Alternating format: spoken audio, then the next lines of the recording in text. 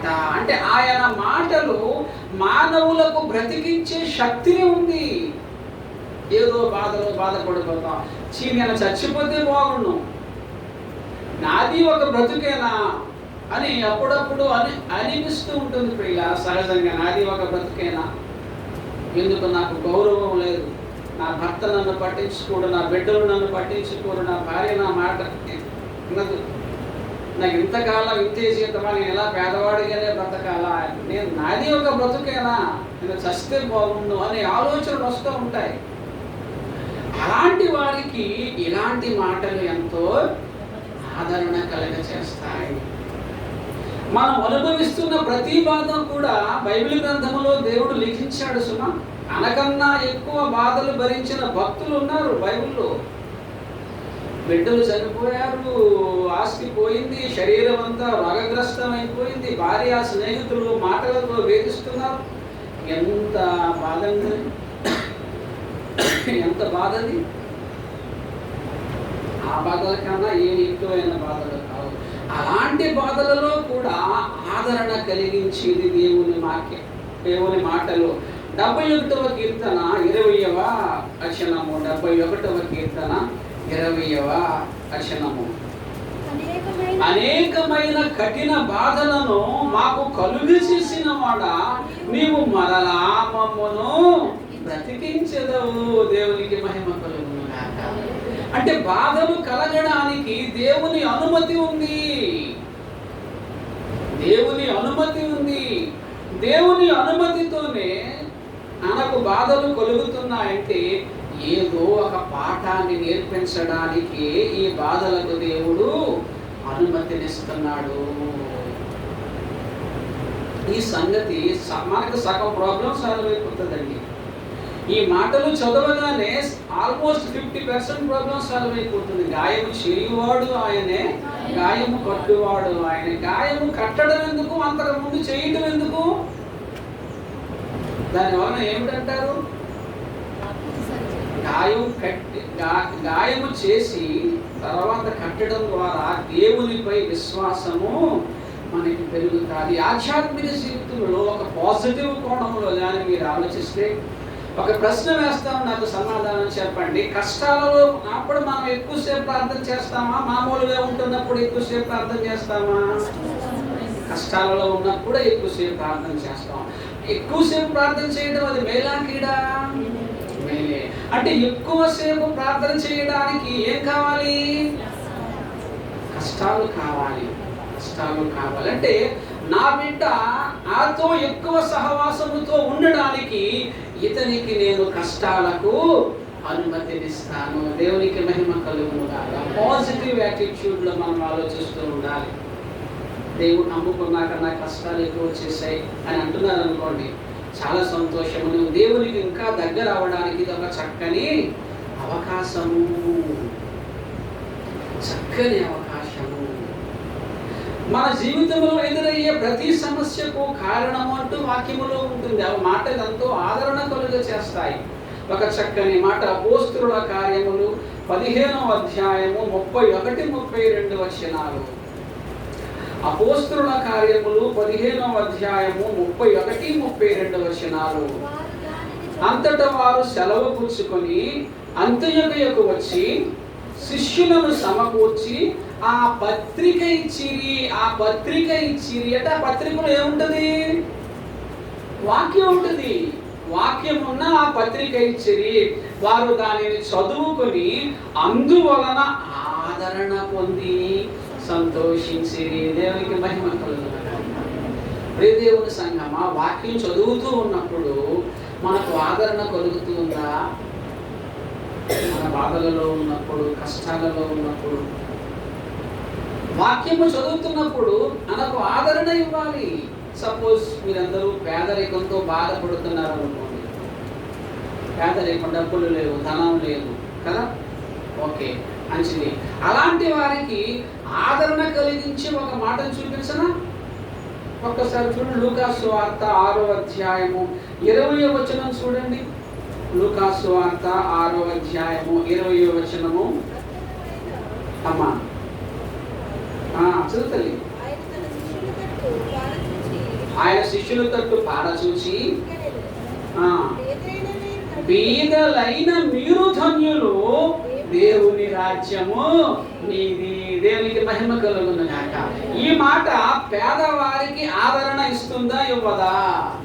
పేదవారిని దేవుడు అంటున్నాడు, ధన్యులు అంటున్నాడు. నేను పేదవాడిగా బ్రతకడం ద్వారా దేవుని రాజ్యములో నేను సభ్యుడనవుతాను. ఈ మాట పేదవారికి ఆదరణ కలిగించే మాట కాదంటారా?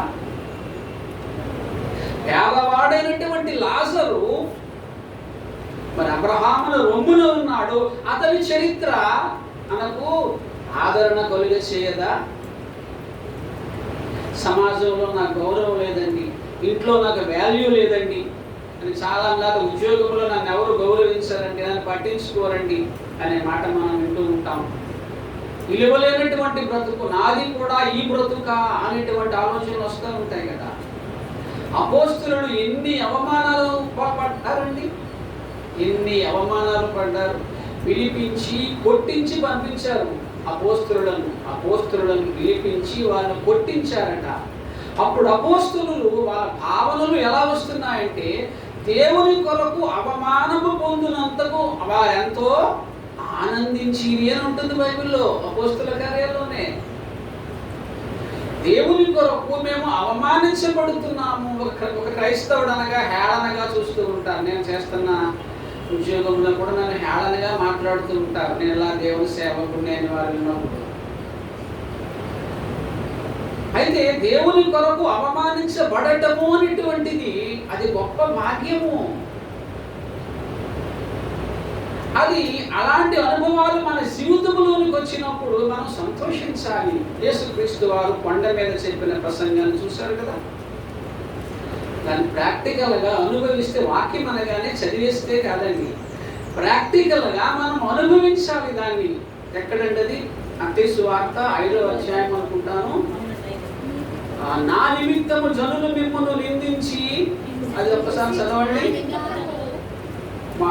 మత్తయి సువార్త 5వ అధ్యాయం. ప్రాక్టికల్గా మనం చదువుతాం. ఒకసారి వాక్యాలను మనం అక్షరాలు చదువుతున్నాం అంతే. గడగడగడ మనం అక్షరాలు చదివేస్తే మనకేం అర్థం కాదు కదా. అందరికన్నా ముందు నేనే చదివేయాలి, ఇట్లా నో యూజ్. అక్షరాలను మనం ప్రాక్టికల్గా అనుభవిస్తూ చదివినప్పుడు మనకు అర్థమవుతుంది. చూడండి, నా నిమిత్తము జనులు మిమ్మల్ని నిందించి హింసించి మీ మీద అబద్ధముగా చెడ్డ మాటలల్లా పలుకున్నప్పుడు మీరు ధన్యులు. అప్పుడే ఉంటున్నాడు, సంతోషించి ఆనందించుడి. Is it possible? అది సాధ్యమంటారా అండి?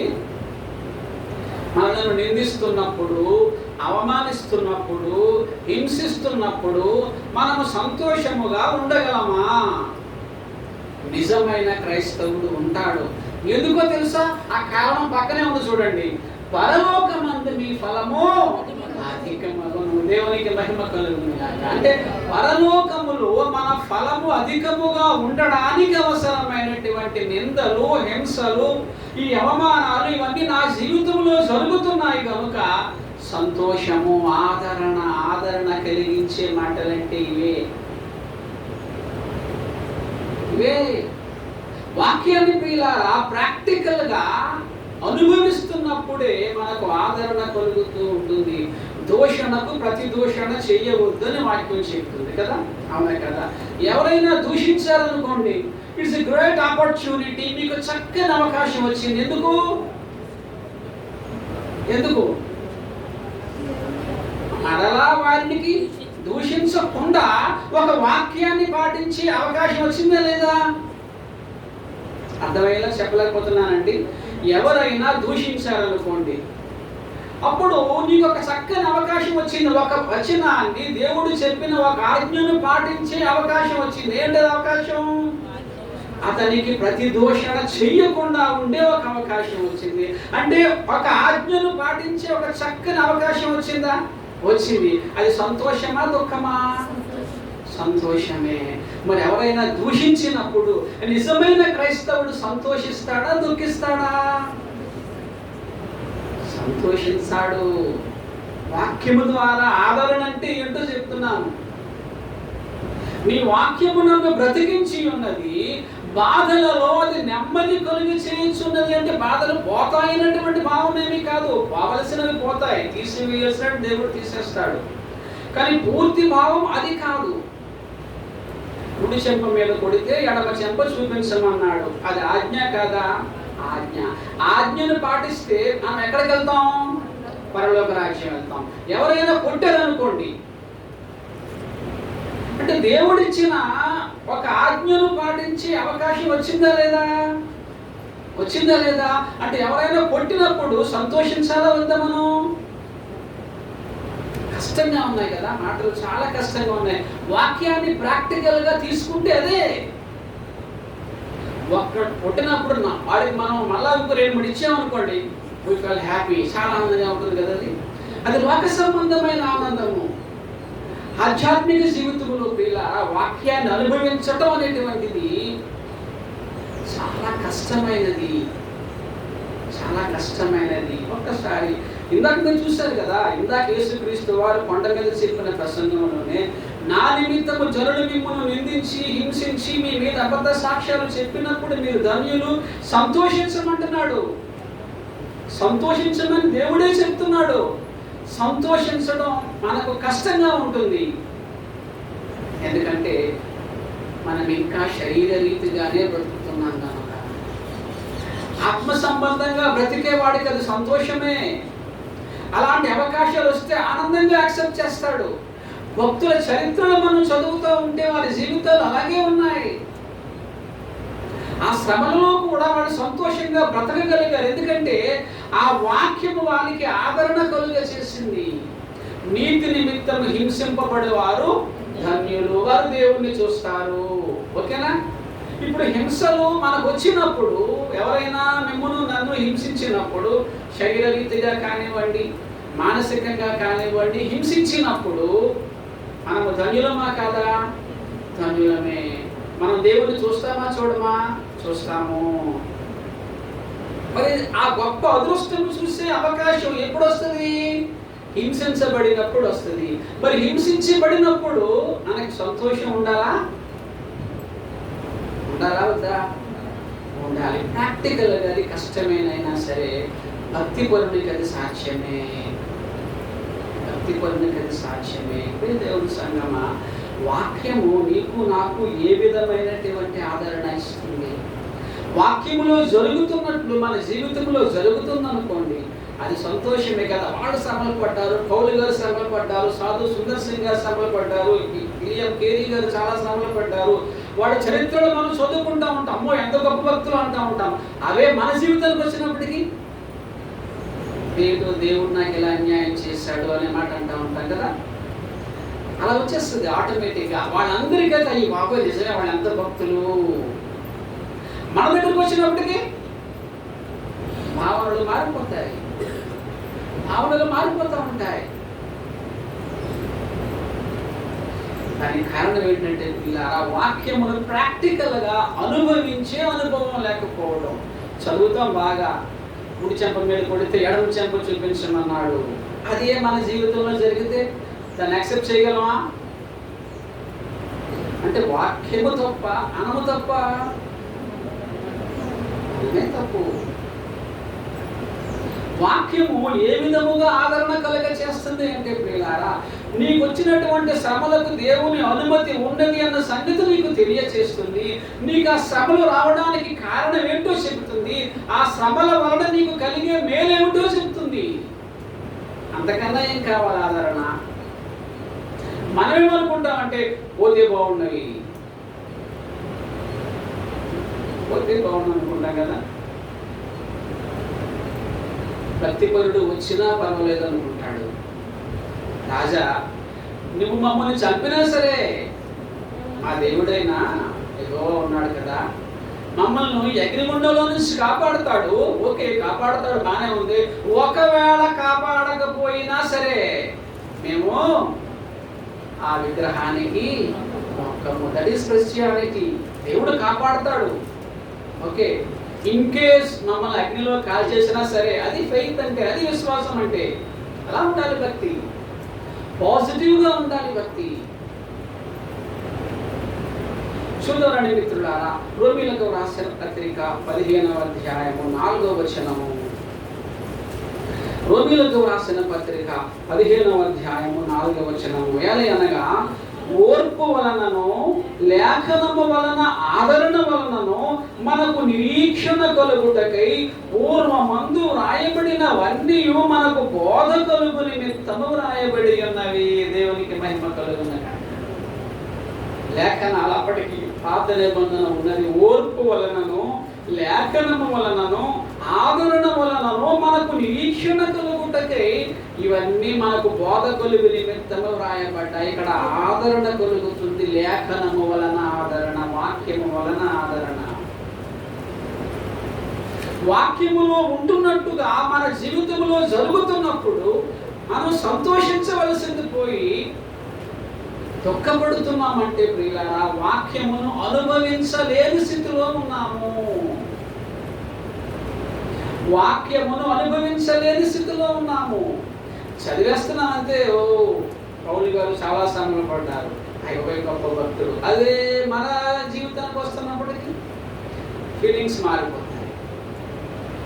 వాక్యము ద్వారా మనకు ఎలాగో ఆదరణ కలుగుతుందంటే ప్రియులారా, నీ కష్టాలకు దేవుని అనుమతి ఉన్నది అన్న సంగతి నీకు తెలియచేస్తుంది వాక్యము. ఆయనకు తెలియకుండా నీకేమీ జరగదు, నీకు నాకు. ఆయన అనుమతి లేకుండా ఏ శ్రమ రాదు నీకు. నీకు శ్రమ వచ్చింది అంటే దానికి కారణం ఏంటో చెబుతుంది, దాని ఫలితం ఏంటో చెబుతుంది, దానికి దేవుని అనుమతి ఎందుకు ఉన్నదో చెబుతుంది, దాని వలన నీకు వచ్చే మేలేమిటో చెబుతుంది. ఇవన్నీ మనకు తెలిసిపోయినప్పుడు మనకు ఆదరణ కలగదా అండి? కలగదా? ఎందుకు కలగదు? కలుగుతుంది. బాధలలో కూడా సంతోషంగా బ్రతికేవాడు క్రైస్తవుడు. ఒకసారి 2వ కొరింథీయులకు రాసిన పత్రిక 8వ అధ్యాయము 2వ వచనం మీకు ముగించేస్తాను ప్రియులారా. 2వ కొరింథీయులకు రాసిన పత్రిక 8వ అధ్యాయము 2వ వచనము. మీరే చదవండి, నేను వింటాను. ఎలాగనగా వారు బహుశ్రమల వలన, శ్రమలు అంటే చాలా శ్రమలు అని అర్థము. శ్రమ అంటే ఒకటే శ్రమ, శ్రమలు అంటే చాలా శ్రమలు. బహుశ్రమలు అంటే ఇంకా ఆల్మోస్ట్ ఎవ్రీడే అని చెప్పుకోవచ్చు. ప్రతిరోజు కూడా ఏదో ప్రాబ్లం వాళ్ళకి. వారు బహుశ్రమల వలన పరీక్షింపబడగా, అంటే వారికి శ్రమలు రావడానికి కారణం ఏంటి? దేవుడు వాళ్ళని పరీక్షిస్తున్నాడు. వారిని బహుశ్రమల వలన పరీక్షింపబడగా అత్యధికముఖంగా సంతోషించిరి. నేను చెప్తున్నానండి, బైబిల్లో ఉన్నాయానండి, నాకు నీచే చదివిస్తున్నాను. శ్రమలలో, బహుశ్రమలలో అత్యధికముగా సంతోషించిరి. ఒక రియల్ క్రిస్టియన్కి, ఒక నిజమైన క్రైస్తవుని జీవితంలో కలిగే అనుభూతులివి. ఒక నిజమైన క్రైస్తవుడు పేదరికంలో కూడా సంతోషంగా ఉంటాడు, అవమానాలలో సంతోషంగా ఉంటాడు, నిందలలో, హింసలలో సంతోషంగా ఉంటాడు. ఎందుకనగా ఒక సత్క్రైస్తవుని జీవితంలో ఇలాంటి అనుభవాలు ఉంటాయని వాక్యం చెబుతున్నది కనుక, వాక్యములో ఉన్నది నా జీవితంలో జరుగుతున్నది కనుక we felt so much happy. అలాంటి భక్తుల చరిత్రలు ఉన్నాయా లేదా? నాకు పెళ్లి కాలేదన్న బాధ ఏమన్నా ఉందా? ఇర్మియా గారికి పెళ్లి కాలేదు. ఇర్మియా గారికి పెళ్లి కాలేదు. చాలా మంది భక్తులు, ఇప్పటికీ కూడా చాలా మంది భక్తులు పెళ్లిళ్ళు చేసుకోకుండా సేవలో ఉన్నారు. వారి చరిత్రను చదువుతూ ఉంటే హ్యాపీ. సైలస్ ఫాక్స్ గారు గొప్ప దేవుని సేవకుడు. ఆయనకు బిడ్డలు లేరు, అయినా ఆయనకి ఏం బాధ లేదు. కానీ ఆయన చేతిలో కొన్ని వేల మంది శిష్యులు ఉన్నారు. దేవునికి మహిమ కలుగును గాక. వాళ్ళందరూ ఆయన బిడ్డలే. ప్రతి ప్రాబ్లంకి సొల్యూషన్ వాక్యములో కనపడుతుంది. నాకు పెళ్లి కాలేదు, నాకు వివాహం లేదు, నాకు ఉద్యోగాలు లేవు. సేవకులకు ఉద్యోగాలు మానేసుకున్న వాళ్ళు బోల్డ్ మంది ఉన్నారండి. గవర్నమెంట్ జాబ్స్ కూడా రిజైన్ చేసిన వాళ్ళు బోల్డ్ మంది ఉన్నారు, లేరా? ఈవెన్ నవేడేస్ ఇప్పటి రోజుల్లో కూడా లేరా? ఎందుకు లేరు? వాళ్ళ చరిత్రలు మనం చదువుతూ ఉంటే ఆదరణ కలుగుతుంది. నా భార్య నా మాట అస్సలు వినండి అని అంటావా? యోబు గారి చరిత్ర చదువు, ఆయన భార్య కూడా అంతే. ఆయన మాట వినేది కాదు. నా బిడ్డలు నా మాట అసలు వినరండి, నన్ను అసలు గౌరవించరండి. ఏలీ గారు ఒక ఆయన ఉన్నారు, ఆయన బిడ్డలు కూడా చెడ్డవాళ్లే. నువ్వు ఫేస్ చేసే ప్రతి ప్రాబ్లం కూడా వాక్యములో కనబడుతుంది. అది కనబడుతున్నప్పుడు అమ్మో నాకు ఆదరణ, అమ్మో ఆ భక్తుని జీవితంలో జరుగుతున్నటువంటి నా జీవితంలో జరుగుతున్నాయి కనుక, ఈ శ్రమలకు దేవుడు అనుమతినిచ్చాడు కనుక దీనికి ఏదో నాకు మంచి బహుమానాన్ని ఇస్తాడు. దేవునికి మహిమ కలుగును గాక. అలాంటి ఆదరణలో క్రైస్తవుడు బ్రతుకుతాడు. పౌలు భక్తుడు అంటున్న మంచి మాట ముగించేస్తాను. ఇలాంటివి ఎక్కువ సమయం చెప్పకూడదేమో కదా, ముగించేస్తాను. 1 కొరింథీయులకు రాసిన పత్రిక 1వ అధ్యాయము 5వ వచనం ఇలా. 1 కొరింథీయులకు రాసిన పత్రిక 1వ అధ్యాయము 5వ వచనము. క్రీస్తు యొక్క శ్రమలు మా యందు ఎలాగూ విస్తరించుచున్నావో అలాగే క్రీస్తు ద్వారా ఆదరణయు విస్తరించుచున్నది. దేవునికి మహిమ కలుగును గాక.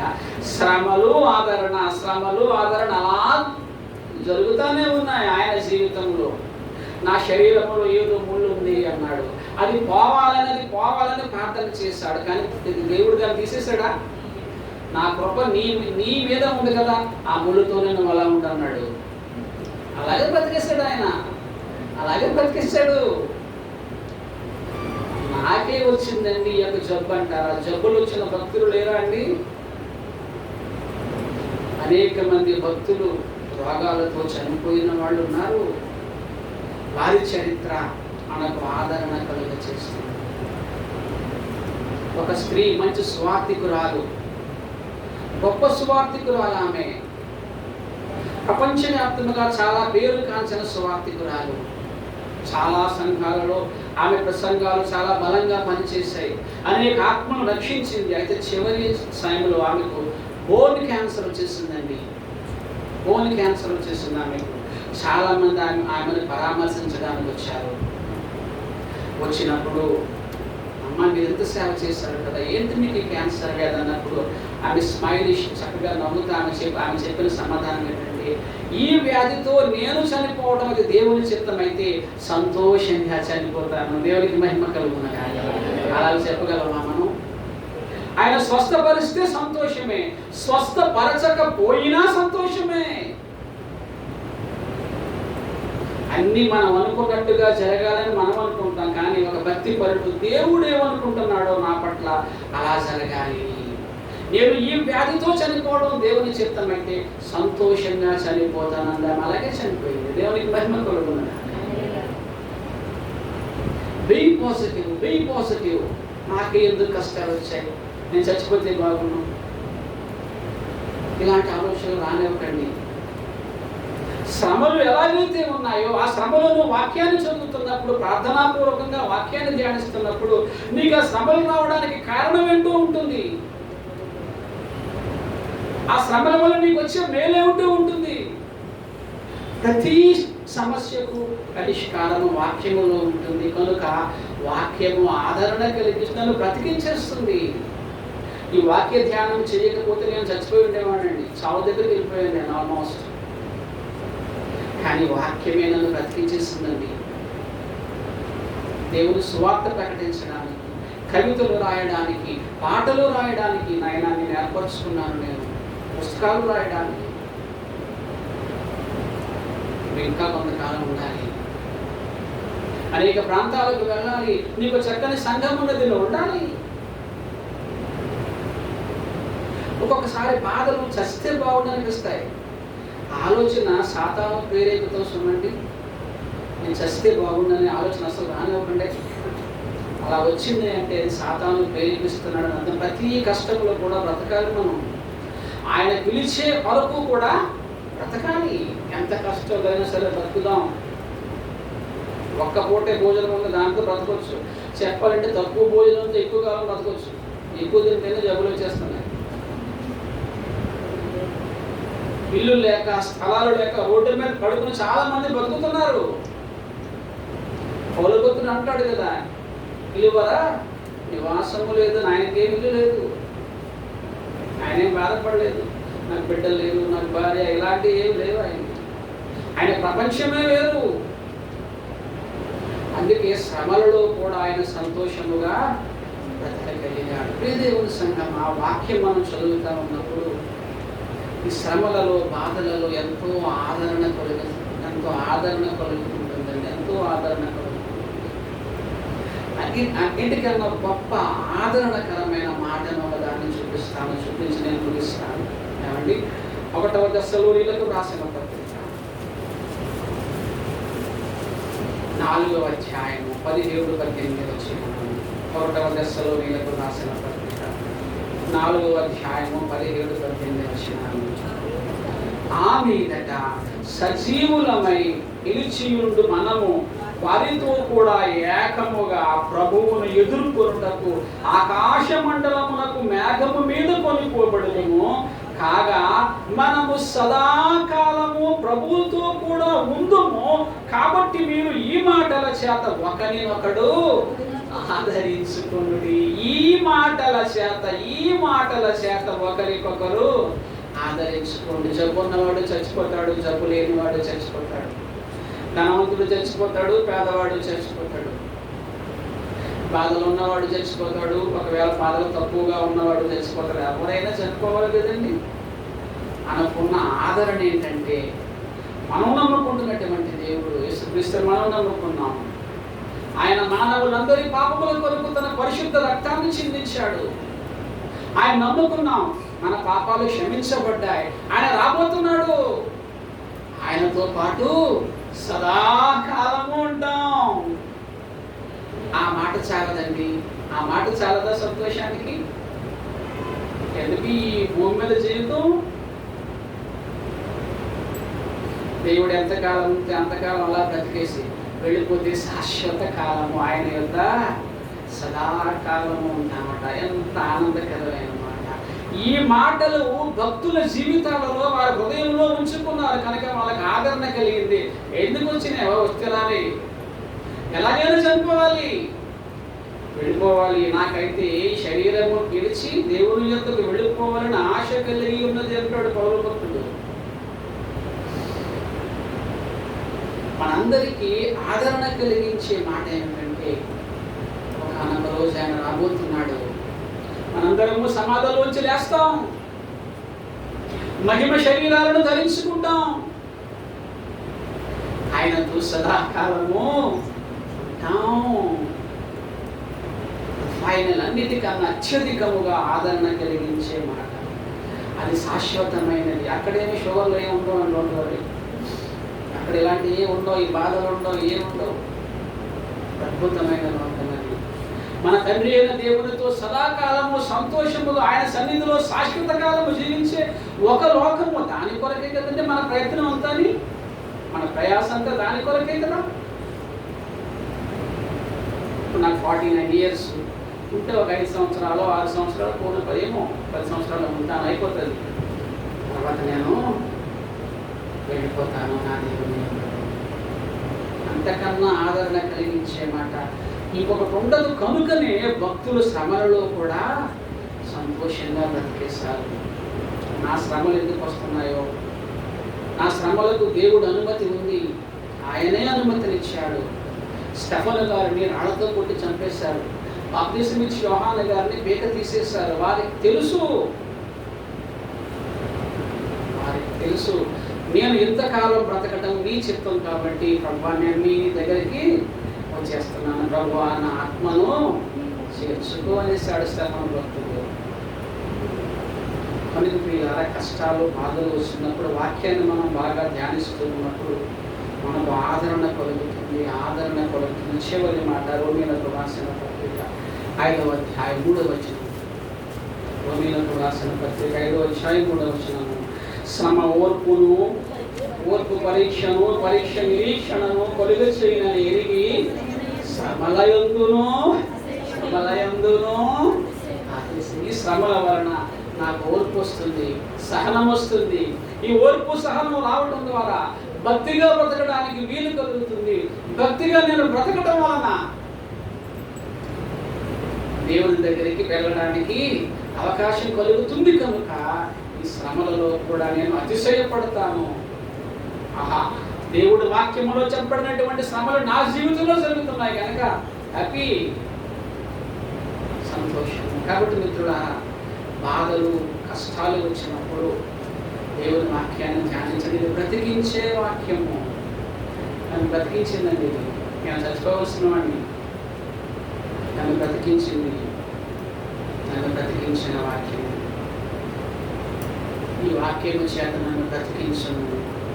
బాధలలో ఇది నాకు నెమ్మది కలిగించు. బాధలకు కారణం ఏంటో చెప్తుంది. బాధలకు దేవుని అనుమతి ఉన్నదని చెప్తుంది. ఏ కారణం చేత దేవుడు ఈ బాధలకు అనుమతిని ఇచ్చాడని చెప్తుంది. దానివల్ల నాకు కలిగే మేలేంటో చెప్తుంది. ప్రతి సమస్యకు, ప్రతి బాధకు కూడా పరిష్కారం వాక్యంలో కనపడుతుంది. వాక్యాన్ని బాగా ధ్యానించండి. ప్రార్థనాపూర్వకముగా వాక్యాన్ని ధ్యానించండి. శ్రమలలో కూడా సంతోషంగా బ్రతకడం సాక్ష్యం అవుతుంది. ఓకేనా? Don't worry, be happy. ప్రార్థన చేస్తున్నాం. ప్రేమ కలిగిన తండ్రి, న్యాయవంతుడా, నీతివంతుడా, వందనాలు తండ్రి. మా జీవితాలలో చిన్న చిన్న బాధల వలన మేము కృంగిపోతూ ఉన్నాము. ఎందుకు వచ్చిన బ్రతుకు, చస్తే బాగుండనే ఆలోచనలు మాకు వస్తూ ఉన్నాయి. మమ్మల్ని క్షమించండి దేవా, మమ్మల్ని క్షమించండి ప్రభువా. మా బాధలకు మీరు అనుమతినిస్తున్నారన్న సంగతిని మేము గ్రహించేటట్టు సహాయం చేయండి. గాయం చేయువాడవు నీవే, కట్టువాడవు నీవే నాయన ప్రభువా. దాని ద్వారా మాకు విశ్వాసాన్ని నేర్పిస్తున్నావు, ఓర్పును నేర్పిస్తున్నావు, సహనాన్ని నేర్పిస్తున్నావు. గొప్ప దేవా, వందనాలు వందనాలు. అన్నిటికన్నా నాకు ఆదరణ కలిగించే మాట, సదాకాలం మేము మీతో ఉంటాము దేవా. ఈ లోకము శాశ్వతమైనది, ఎప్పటికైనా మేము విడిచిపెట్టాలి దేవా. మీ దగ్గరకు రావాలనే ఆశతో ఉన్నాను. దాని కొరకు మేము ప్రభువా శ్రమలలో కూడా సంతోషంగా బ్రతికేటట్టు సహాయం చేయండి. మీ మాటల ద్వారా మేము ఆదరించబడేటట్టు సహాయం చేయండి. మీ వాక్యం ద్వారా మేము ఆదరించబడాలి. సన్ని బిడ్డలు నియమించండి. వాక్యాన్ని విన్నారు ప్రభువా. విన్న వాక్యం తండ్రి వారి జీవితాలలో ఫలాలను ఇచ్చేటట్టు సహాయం చేయండి ప్రభువా. సహాయం చేయండి. ఇంకా రేపు ఎల్లుండి కూడా కూడికలు ఉన్నాయి. కూడికలు మీకు మహిమకరంగా జరిగేటట్టు సహాయం చేయండి. ఈ దిద్దుబాటు కూడికల ద్వారా అనేకమైన జీవితాలు అయినా దిద్దబడేటట్టు సహాయం చేయండి. సమస్తమైన ఘనత మహిమ మీరే. యేసుక్రీస్తు వారి పరిశుద్ధ నామాన్ని ప్రార్థన అడిగి వేడుకొంటున్నాను.